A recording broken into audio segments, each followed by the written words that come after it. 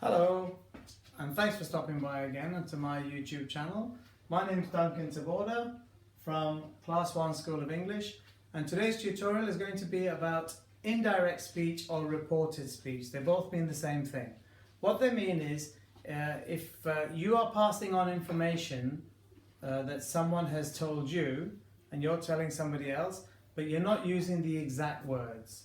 Now, if you use the exact words, it's known as quoting. And if you quote someone, if you're writing it, you would put it in speech marks. So let me give you an example. If you said to me, "What are you doing?" I could say, "I am writing on the board." Okay? Now, if you're going to tell somebody the exact words that I said, in other words, if you're going to quote me, you would say, "He said, I am writing on the board," and speech marks, okay, when you were writing it down. However, you can give exactly the same information without saying the exact words, and that's what's known as reported speech. Now, when you speak in reported speech, you've got to take one step back in tense. So, for example, this is the present continuous tense, something I'm doing right now, okay? I am writing on the board. But if somebody tells you, tells somebody else what I said, they have to change it. So he said he was writing on the board. No speech marks. So if you're writing this down, no speech marks. Okay, but as you can see, I've gone from the present simple to the past simple. So reported speech, you take a step back every time in tense, okay? And I'm going to show you in a minute the tenses that you move back into, all right? But it always has to be one step back. And the reason for that is that it's finished. They've already told you about it, so now you're talking. You have to talk in the past because what they've told you is finished, okay? So you're reporting on something that has already been said to you, right? So present simple goes to the past simple. The past simple, so here we are, or the past simple or the past continuous. Present simple or present continuous goes to the past simple or past continuous. So if I was to say to you, for example, "I am happy," that's the present simple. You would say, "He said he was happy." So was, writing, past continuous. Now let's just take this example, past continuous. He said he was writing on the board. If I say to you, "I was writing on the board," what? You said to me, "What were you doing 10 minutes ago?" What was I doing? I was writing on the board. You tell someone else. Someone says to you, "What did he just say?" You say, he said he had been writing on the board. So what I've done is I've gone from the past continuous to the past perfect continuous, because that's what happens. From the past simple or the past continuous, you move to the past perfect or the past perfect continuous. Check out my video on the past perfect. I explain in greater detail how to use them, how to form them, okay? But the past perfect is the furthest back you're going to go in tenses. You can't go any further back than that, okay?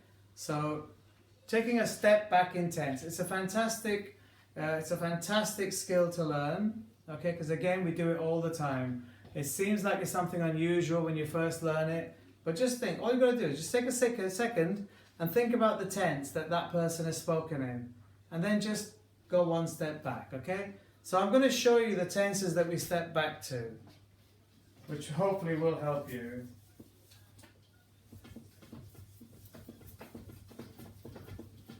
So, the present simple tense, or the present continuous. Present simple or present continuous steps back to past simple or past continuous. Okay? The past simple steps back into the past perfect. Yeah, so this goes to the past perfect continuous. Or if it was just the past simple, it would just step back to the past perfect. Yeah. So for example, I worked very hard yesterday. What did he just say to you? He said he had worked very hard yesterday. But in this case, what was it? He was writing on the board. He said he had been writing on the board. Okay?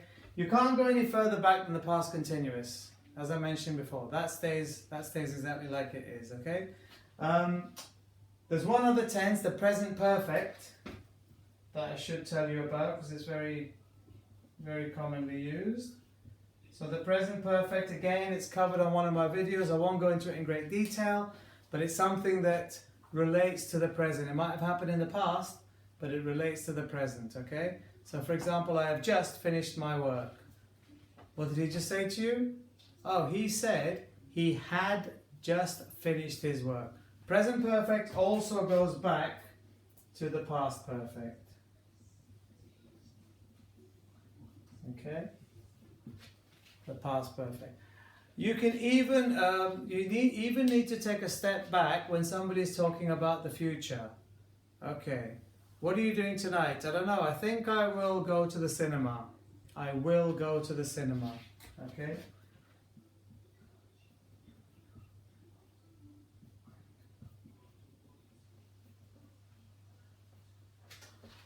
What did he just say to you? Oh, he said he thought. So I said, I think. He said he thought he would go to the cinema tonight. Even though we're talking about the future here, we still need to take the step back in reported speech. So I've shown you the tenses and how they move back, but let me show you the modal verbs, especially of modal verb will, because you're going to be using it for the future and that has to be stepped back as well. So modal verbs change like this.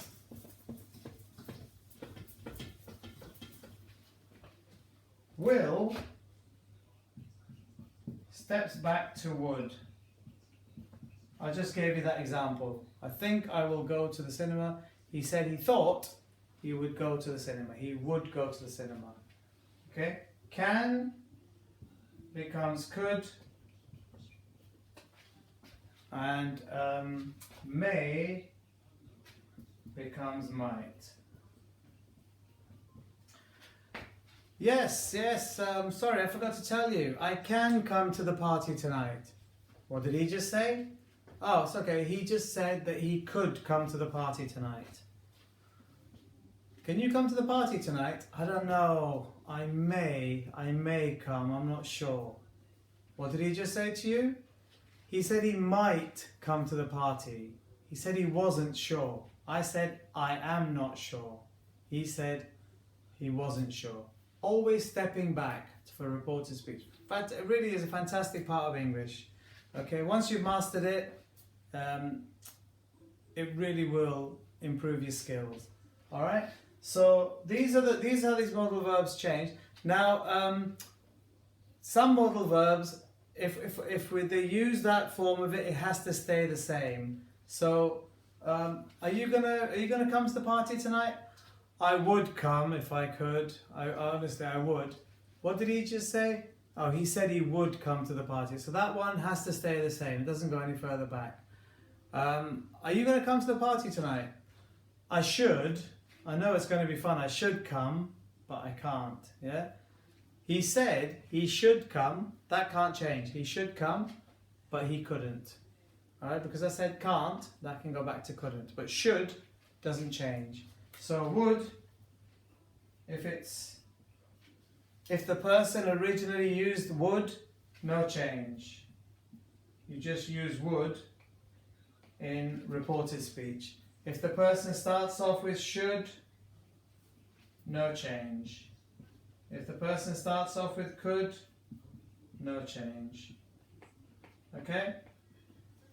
So if they start off with these models, if they actually say it, you don't change it. You just use the same one. So I hope you've learned something from that. Reported speech, a bit tricky to begin with, but practice it. Just take a second to think about what tense have they just spoken in. Once you've mastered that, think about that step back, and you've cracked it. Okay, you will enjoy using reported speech once you've got the hang of it. So if you've enjoyed this tutorial, why not subscribe to my channel? Click that button. It's not going to cost you anything.